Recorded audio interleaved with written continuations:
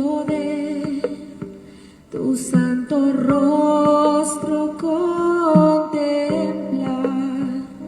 y aunque tu trono arriba en los cielos, lejos parece estar,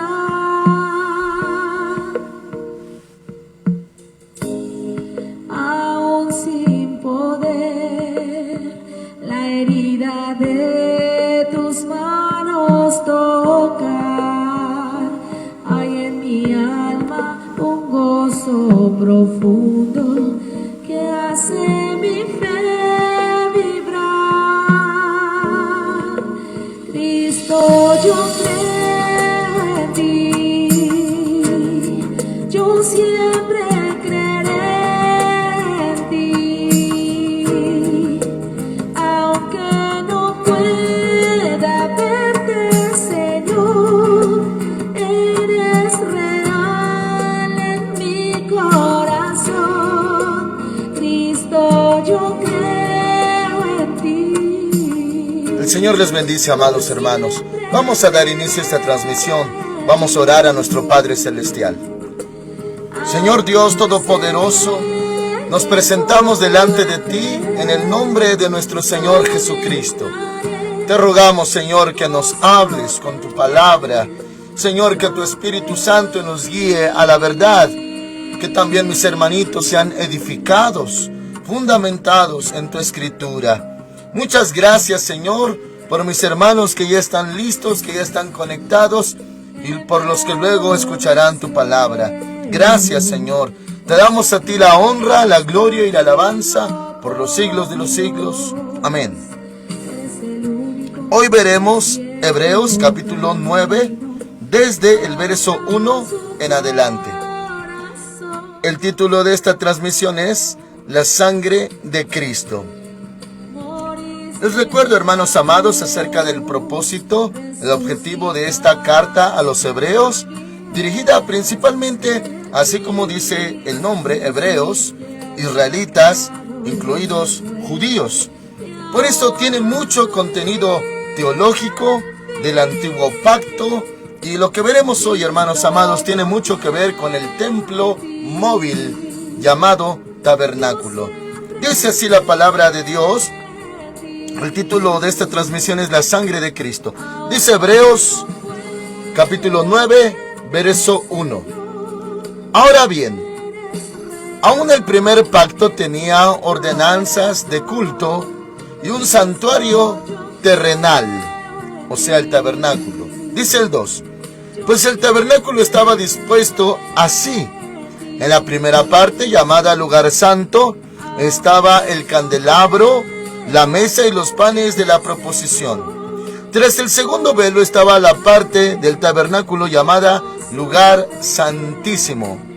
Allí había un incensario de oro y el arca del pacto cubierta de oro por todas partes, en la que había una urna de oro que contenía el maná, la vara de Aarón que reverdeció y las tablas del pacto.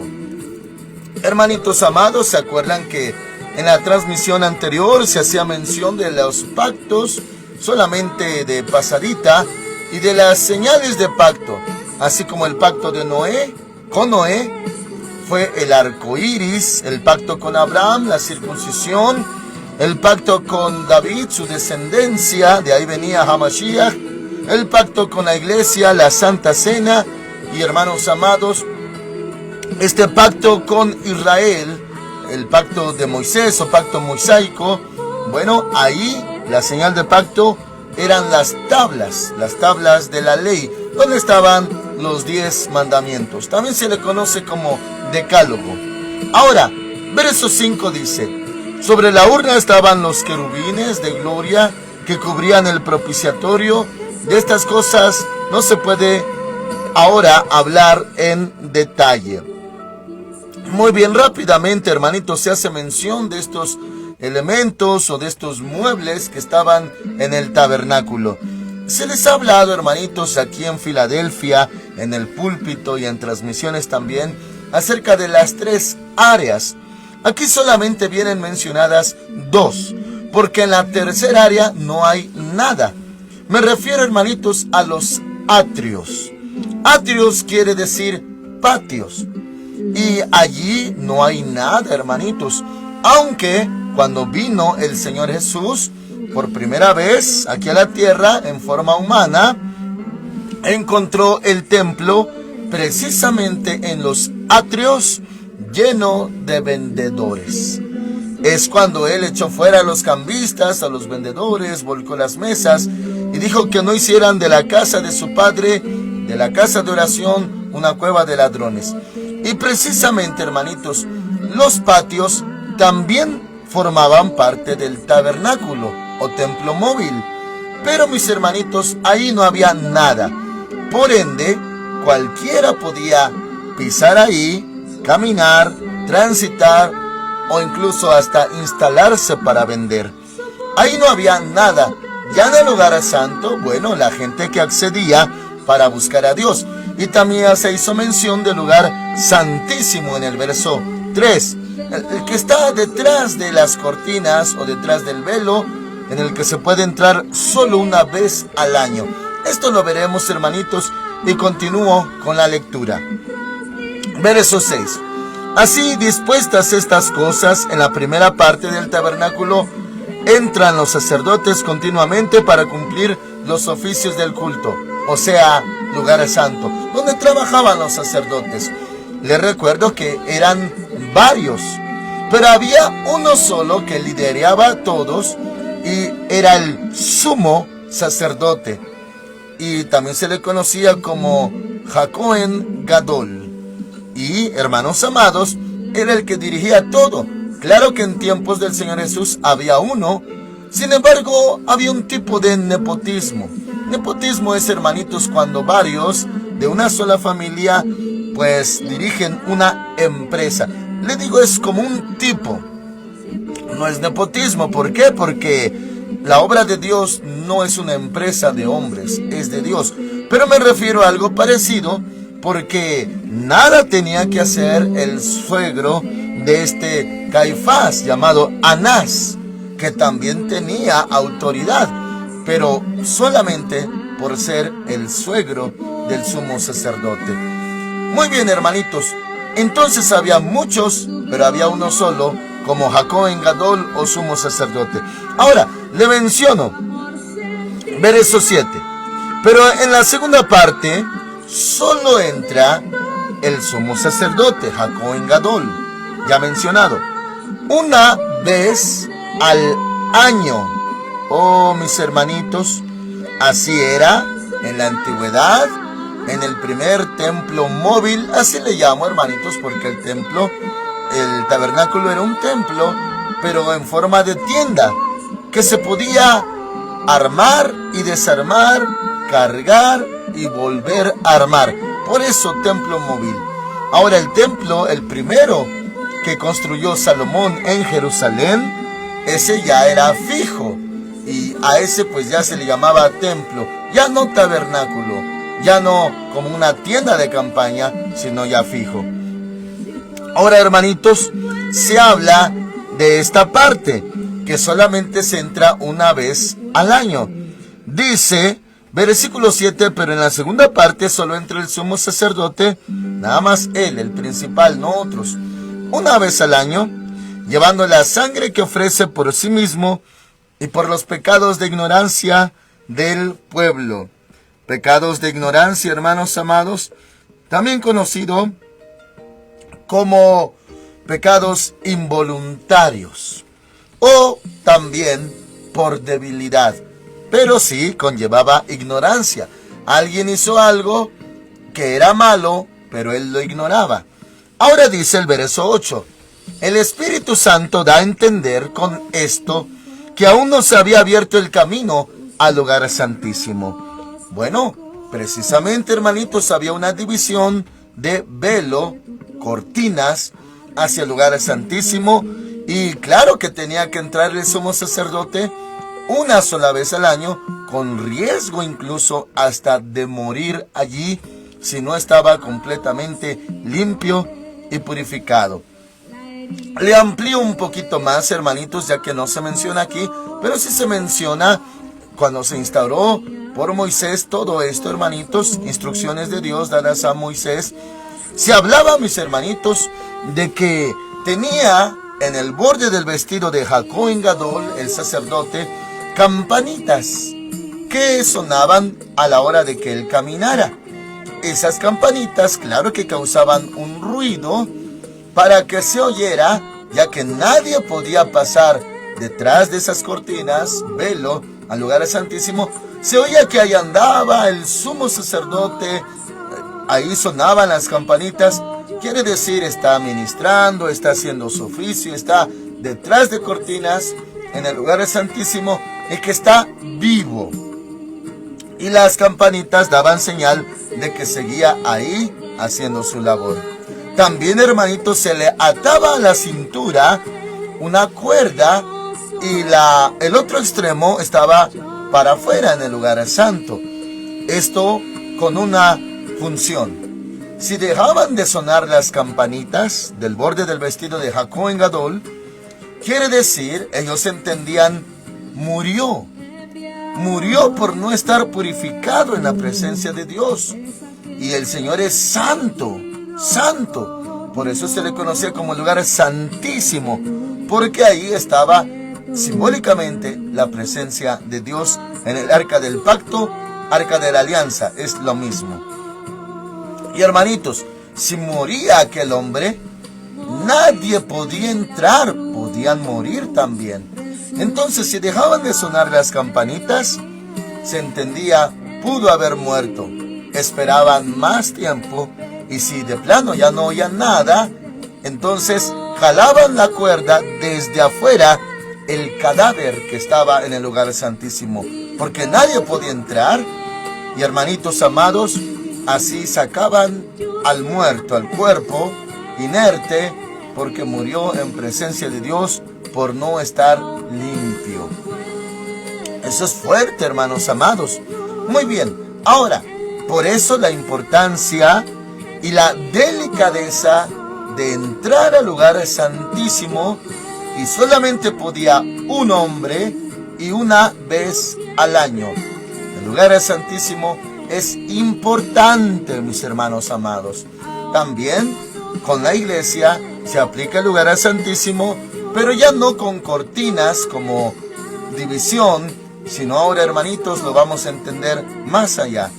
Dice entonces la palabra de Dios, versículo 8, el Espíritu Santo da a entender con esto que aún no se había abierto el camino al lugar santísimo, entre tanto que la primera parte del tabernáculo estuviera en pie, lo cual es símbolo para el tiempo presente, según el cual se presentan ofrendas y sacrificios que no pueden hacer perfecto en cuanto a la conciencia al que practica ese culto. Quiere decir, hermanitos, que las ofrendas, sacrificios anteriores sí servían, tenían una utilidad, pero no podían perfeccionar la conciencia de una persona.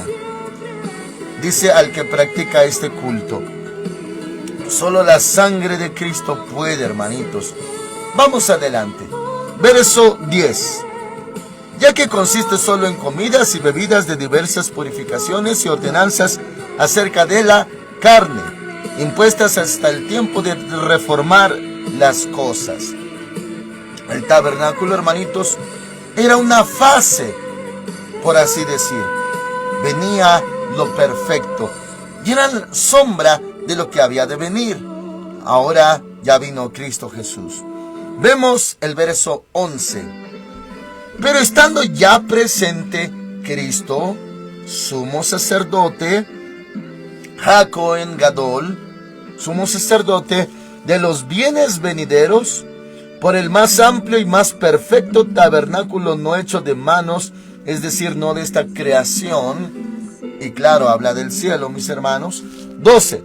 Y no por sangre de machos cabríos ni de becerros, sino por su propia sangre, entró una vez para siempre en el lugar santísimo, habiendo obtenido eterna redención.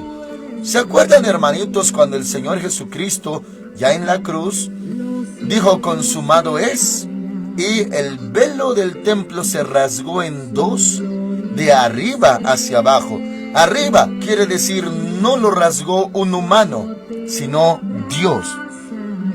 Y se rasgó y se descubrió el lugar santísimo.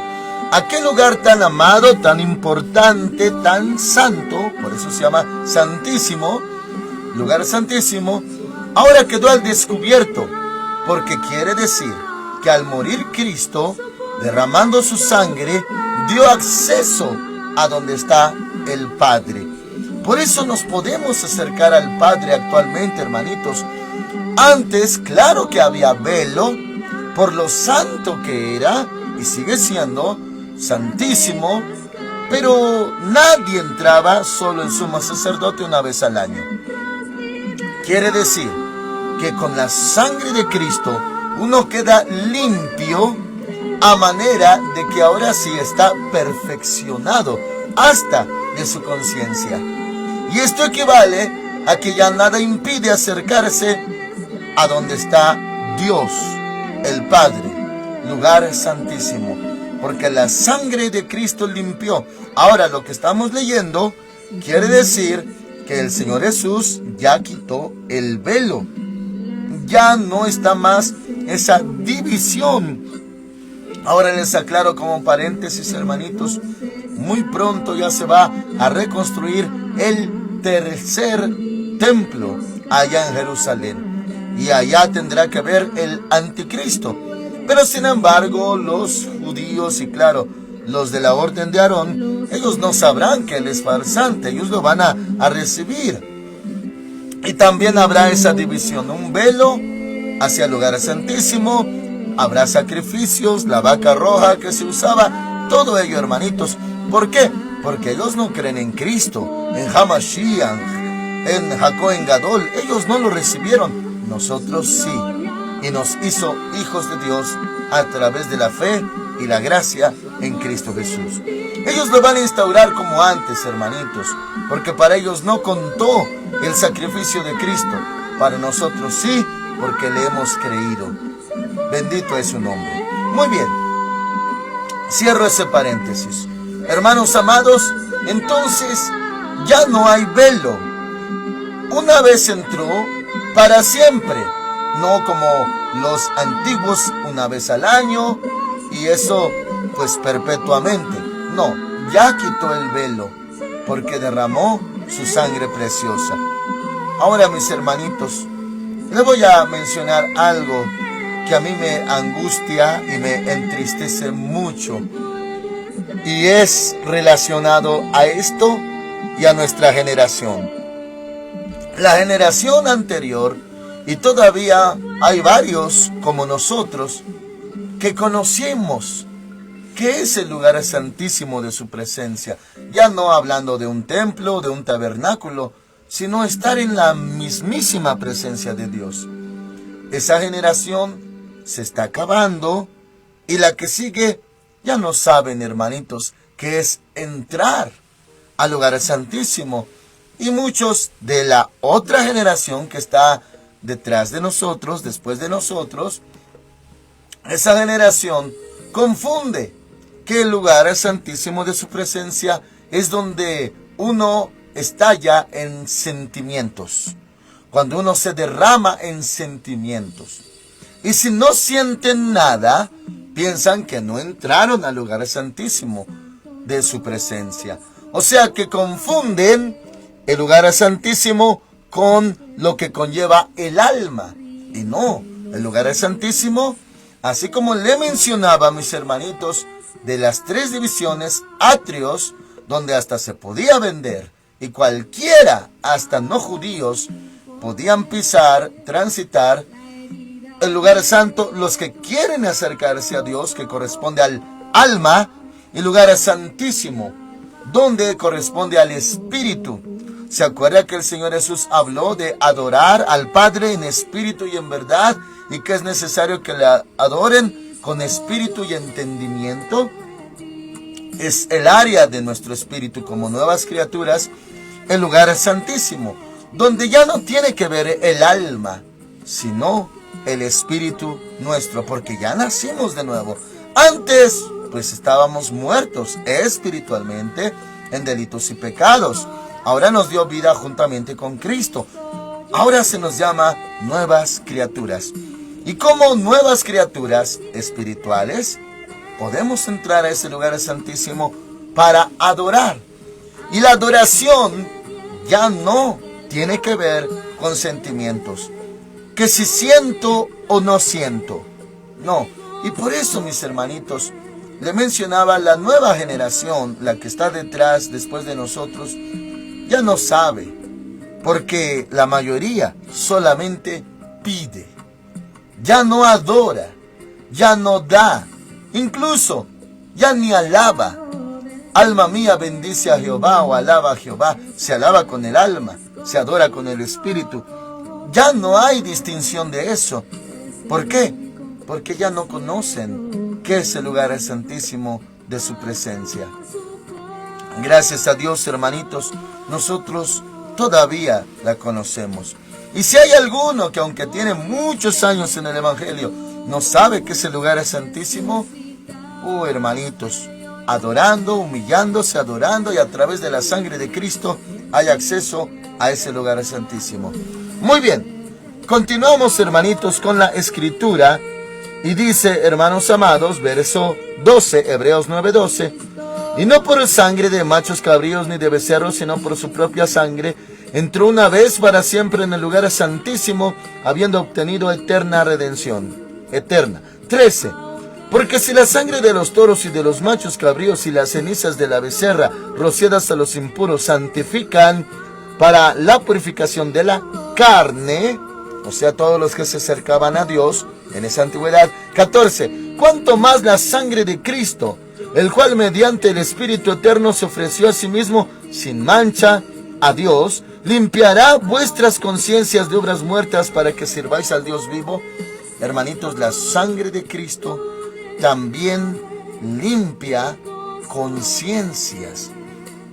¿Ha escuchado, mis hermanitos, allá afuera en el mundo, cuando dicen la expresión te remuerde la conciencia o me remuerde mi conciencia? Bueno, hay parte de razón en ello. Sin embargo, la sangre de Cristo también limpia nuestra conciencia.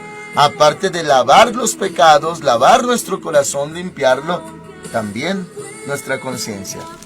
Y dice, hermanos amados, vuestras conciencias de obras muertas para que sirváis al Dios vivo. Obras muertas equivale a obras que sí se hicieron, pero están muertas, o sea, pasadas. Por eso dice la Escritura, y le recuerdo, de modo que si alguno está en Cristo, nueva criatura es, y las cosas viejas pasaron. Habla de las obras muertas. Cosas viejas pasaron, todas son hechas nuevas. Y así es, hermanitos. Ahora el 15. Por eso Cristo es mediador de un nuevo pacto, para que interviniendo muerte para remisión de los pecados cometidos bajo el primer pacto, los llamados reciban la promesa de la herencia eterna. 16. Pues donde hay testamento es necesario que conste la muerte del testador. Es una ley antigua y se aplica también, hermanitos, en nuestra actualidad. Cuando una persona hace el testamento, bueno, hasta que muere cobra vigor. Si no está muerto, todavía no entra en vigor el testamento. 16. Pues donde hay testamento es necesario que conste la muerte del testador, porque el testamento con la muerte se confirma, pues no es válido entre tanto que el testador vive. De donde ni aun el primer pacto fue instituido sin sangre. O sea, en la antigüedad, el primer pacto conllevaba sangre, pero sangre de animalitos. Dice, verso 19, porque habiendo anunciado Moisés todos los mandamientos de la ley, a todo el pueblo tomó la sangre de los becerros y de los machos cabríos con agua, lana, escarlata e hisopo, y roció el mismo libro y también a todo el pueblo, diciendo, esta es la sangre del pacto que Dios os ha mandado. Eso pasó, hermanitos. 21. Además de esto, roció también con la sangre el tabernáculo y todos los vasos del ministerio. Verso 22. Y con esto, hermanitos, esto guárdelo en su corazón, porque es muy importante. Dice 22. Y según la ley, casi todo es purificado con sangre. Casi todo. Y sin derramamiento de sangre no hay remisión. Tiene que haber sangre, hermanitos, para remisión de pecados. Remisión equivale como a ponerle remedio. Y cuando el Señor decía yo te redimí, redimir equivalía a salvar comprándolo a uno. Así que mis hermanitos, por eso en esto le hago la siguiente reflexión. ¿Qué hay de las religiones y de las sectas esparcidas en todo el mundo? ¿Qué hay, hermanos amados, con sectas, religiones? Por ejemplo, en el país de la India hay una religión que prevalece, pero hay muchas más. Allá se conoce que son animistas, en el país de la India. Animista quiere decir que a cualquier cosa y a toda cosa le dan vida o le adoran. Pueden adorar un ratón, una vaca, y por eso los que profesan esa religión no comen carne de res y prefieren morirse de hambre, y las vacas las tienen ahí como si fueran pues dioses y no las pueden ni tocar, pues las veneran. ¿Qué pasa con esas religiones? ¿De qué les serviría su religión o su secta si no hay sangre de por medio? Ahora, también tengo que mencionarles, hermanitos, que el enemigo ha copiado, distorsionado, tergiversado todo lo santo de Dios y lo ha imitado. De ahí, ¿sabe usted que también el mismo diablo, el Señor lo reprenda, tiene sacerdotas pues satánicas y sacerdotes satánicos? ¿Y sabe cómo los consagra? Con sexo, con demonios, con sangre de animales, y si avanzan más de grado, sangre humana se la toman, cuando está prohibidísimo en la palabra de Dios. Pero todo lo copia y lo tergiversa. Y hermanos amados, usa la sangre. Por eso, mis hermanitos, y aquí pues voy más a fondo, tengo que mencionarle, los estudiosos, antropólogos y personas que se especializan en esa materia, cuando estudian, hermanitos, los orígenes y las culturas de los países, hermanitos amados, cuando se analiza el tema, por ejemplo, de pirámides, pirámides aquí, pirámides allá, pirámides en Egipto, cómo están pues dirigidas a ciertos astros y cómo concuerdan desde un continente hasta otro en la dirección hacia los astros, pero también se concuerda que se hacían sacrificios en diversas pirámides y claro, en toda la tierra donde las haya. Y concuerdan que en todas las culturas donde hay esas pirámides, también se concuerda en que había sacrificios humanos. ¿Qué quiere decir esto? Que el enemigo se presentaba delante de ellos en diversas maneras, pero siempre demandando sangre. Sangre de vírgenes, mujercitas, sangre de bebés, sangres de personas, a veces también sangres de personas no tan limpias, sino como modo de sacrificio, sentencia por culpabilidad, pues se sacrificaba a las personas y se les sacaba el corazón. De ahí también nuestra cultura, hermanitos, aquí en México, y con las distintas entidades que había, totonacas, mexicas, aztecas, zapotecas, todo ello, incas, mayas, todas esas culturas tenían que ver con sangre, hermanitos. ¿Quién les enseñó que requerían sangre? Pero eso para traer abajo la santidad de Dios. El enemigo siempre se ocupa de eso, tergiversar, manchar, y es el que guía a las personas a blasfemar. Así que, mis hermanitos amados, es importante la sangre de Cristo. Si no hubiera derramado la sangre de Cristo, el Señor no hubiera derramado su propia sangre, ni siquiera estaríamos limpios, hermanitos. Pero hoy, la sangre de Cristo limpia de todo pecado. Y concluimos, hermanitos, con este pasaje para llevarlo a Primera de Juan. Usted conoce esta cita, pero es, hermanitos, para darle mayor referencia. Dice, hermanos amados, versículo 7, capítulo 1, Primera de Juan 1:7. Es de los últimos libros de su Nuevo Testamento. Primera de Juan 1:7 dice: pero si andamos en luz como Él está en luz, tenemos comunión unos con otros, y la sangre de Jesucristo, su Hijo, nos limpia de todo pecado. La sangre de Cristo. Hermanitos amados, solo Él dio su vida y es llamado también sumo sacerdote, es llamado también el Cordero de Dios que quita el pecado del mundo, Cordero que fue inmolado. Y hermanitos, Él es nuestro Salvador. Dígame, ¿qué papa de la Iglesia Católica Romana ha dado su vida por nosotros? ¿O qué santito de los que adoran o dicen que veneran los católicos dio su vida por nosotros? ¿Qué hicieron como para darnos vida o salvación, si ellos mismos eran pecadores también? Por eso no adoramos ni ídolos, ni santitos. Y hermanos amados, esos hombres impíos, los papas como el actual, ¿qué hizo? ¿Cuántas veces ha dado de comer a los niños que mueren en el África? ¿Qué hace? Solo se enriquecen a través del engaño en todo el mundo. Solamente hay un Salvador que dio su vida por nosotros. Los papas no dan su vida, hermanitos, por nosotros.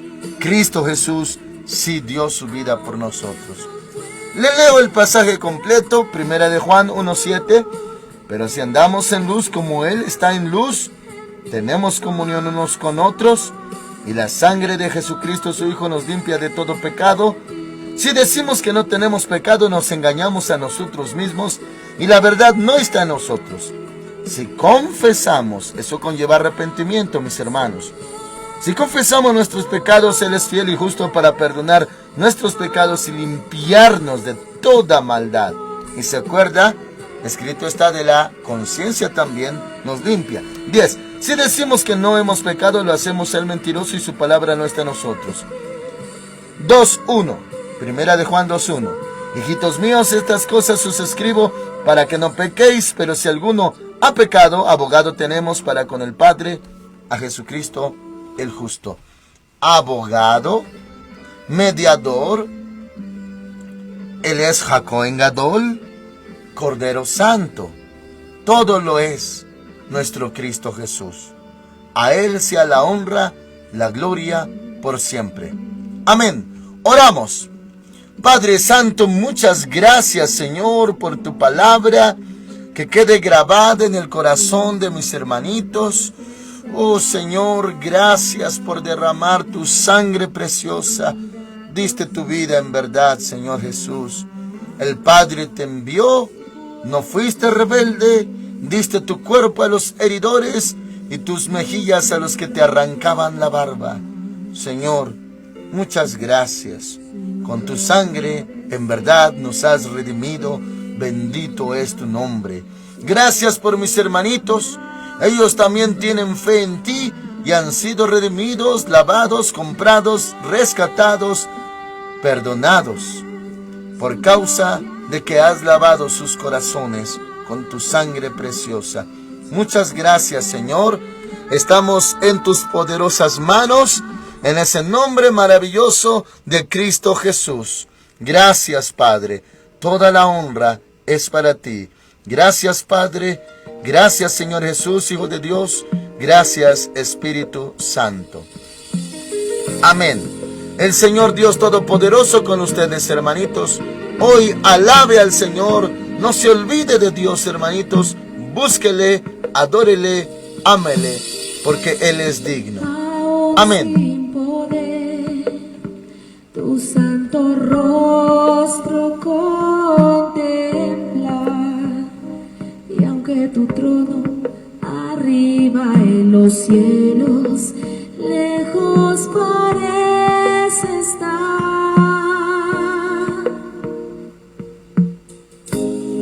aún sin poder la herida de tus manos tocar, hay en mi alma un gozo profundo que hace mi fe vibrar. Cristo, yo creo en ti, yo siempre creeré en ti,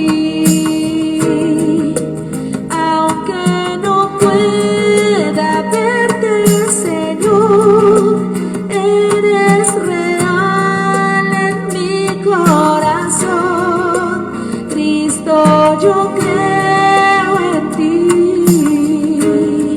por siempre creeré en ti, aunque se niegue el mundo a creer, no dejaré mi gozo perder.